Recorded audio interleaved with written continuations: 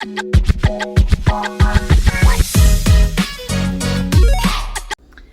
Everyone, welcome to my YouTube channel. मेरा नाम है अंकिता शर्मा। मैं आ गई हूँ एक और नए टॉपिक के साथ। तो आज का जो हमारा टॉपिक है वो रिसेंटली आपने एक टर्म बहुत ज़्यादा सुनी होगी, डेफामेशन की। क्योंकि हाल ही में जो राहुल गांधी हैं उनकी जो लोकसभा की जो मेंबरशिप है उसको जो है वो रद्द कर दिया गया है। मतलब अब वो लोकसभा के मेंबर नहीं होंगे, क्योंकि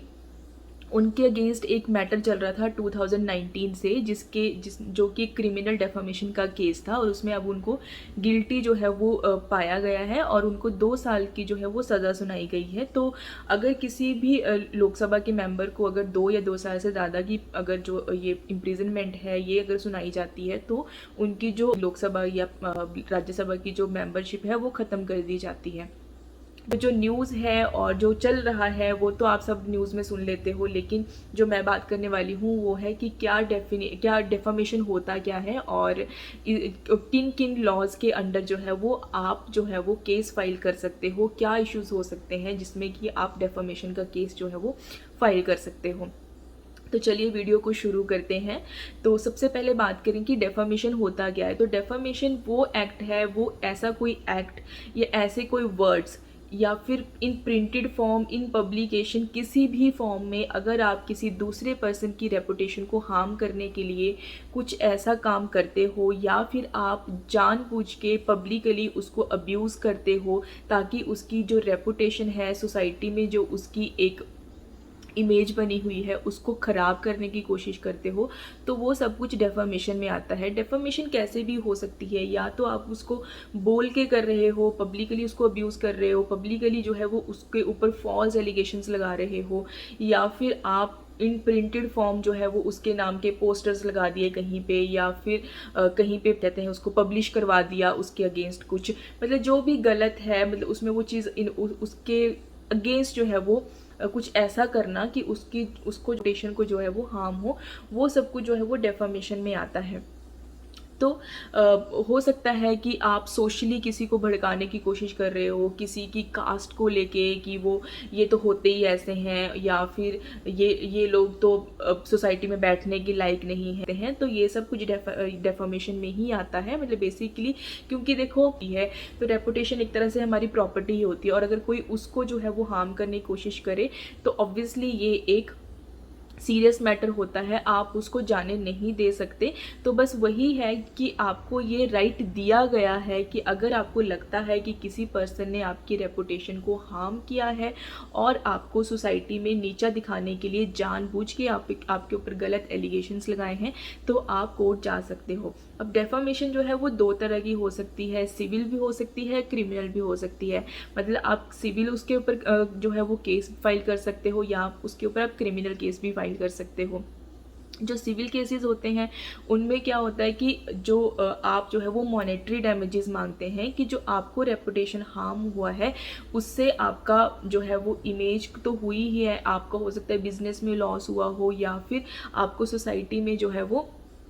लोगों ने आपसे बात करना बंद कर दिया हो। तो ये सारे फैक्टर्स, और आप चाहते हो कि आपको एक मॉनेटरी जो है वो पैसों के वे में एक कॉम्पनसेशन जो है वो दिया जाए, तो उस चीज़ के लिए आप जो है वो सिविल कंप्लेंट फाइल करते हो। और ये अंडर सेक्शन 19 आता है सीपीसी के अंडर जो है, क्योंकि ये जो हमारे सिविल डेफामेशन है वो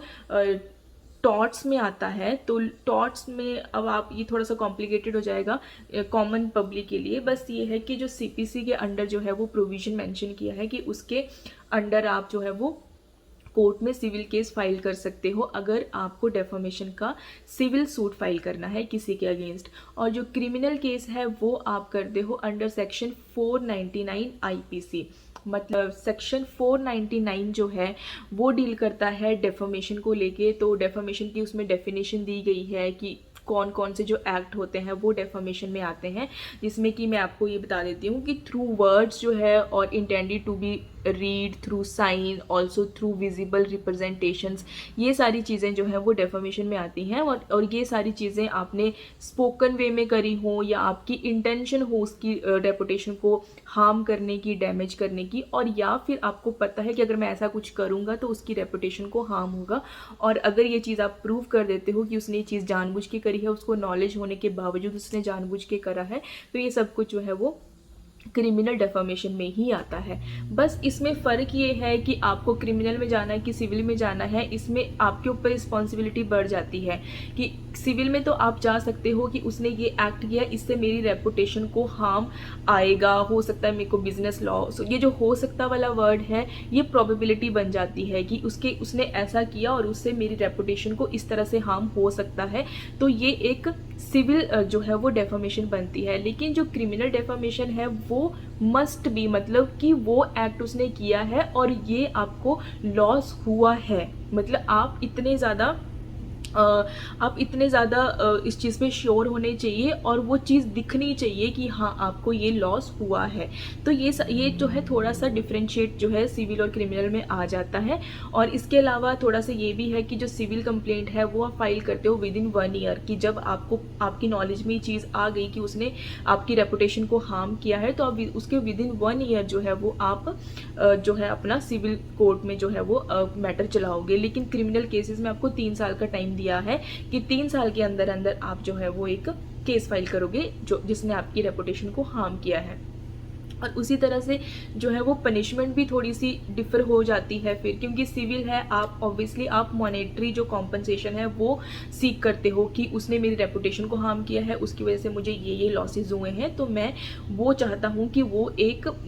पैसों की फॉर्म में जो है वो मुझे कॉम्पनसेशन दिया जाए, तो वो सिविल में आ जाता है। मतलब आप उसमें आपको पैसों के अकॉर्डिंग ही जितना आपको हार्म हुआ है आपको जो वो कॉम्पनसेशन दिया जाता है कोर्ट की तरफ से, जो दूसरी पार्टी आपको देती है। लेकिन जो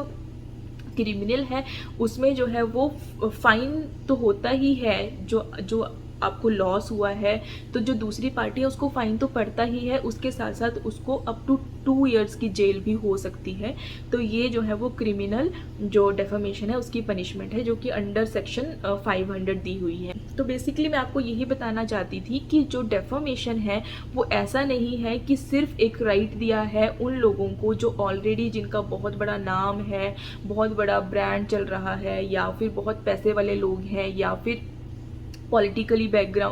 बैकग्राउंड है, या सोशली जो है वो लोग पब्लिक फिगर जिसमें आते हैं, उन लोगों को जो है ये राइट है कि सिर्फ उन्हीं की रेपुटेशन जो है वो हार्म होती है। जो नॉर्मल पब्लिक है ये राइट उनको भी है कि अगर उनको लगता है कि उनकी reputation in any way harm हुई है और उसकी वजह से उनको कुछ जो है वो डैमेजेस हुए हैं, उसकी वजह से उनको कुछ लॉस हुआ है, तो ये जो राइट है डेफामेशन केस फाइल करने का ये उनके पास भी है। तो अगर आपको लगता है या इन फ्यूचर आपको कभी ज़रूरत पड़ती है तो आप अंडर सेक्शन 19 सीपीसी के जो है वो सिविल केस फाइल करोगे और अंडर सेक्शन 499 आईपीसी के क्रिमिनल केस फाइल करोगे। तो साथ में मैं आपको ये भी बताना चाहती हूँ कि जब आप मैटर फाइल करते हो तो वो आप फाइल करोगे जहाँ पे डिफेंडेंट जो है वो रहता है, या फिर उसने जो डेफामेटरी स्टेटमेंट है वो उसने जहाँ पे दी है, मतलब जहाँ पे उसने वो वर्ड्स बोले हैं जिसकी वजह से आपको लगा कि मेरा रेपुटेशन लॉस हुआ है, या फिर उसने वो चीज़ वहाँ पे पब्लिश करवाई है।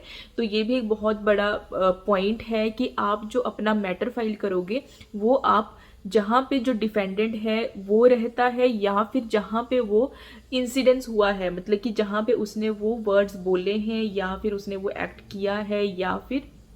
वो उसने पब्लिकेशंस करी हैं जिससे आपको जो है रेपुटेशन लॉस हुआ है। तो ये था डेफामेशन का टॉपिक जो मुझे लगा कि आप लोगों को पता होना चाहिए। तो आई होप कि आपको थोड़ा सा वीडियो यूज़फुल ज़रूर लगा है, और अगर लगा होगा तो प्लीज़ कमेंट करके बताना। और आज के लिए बाय बाय।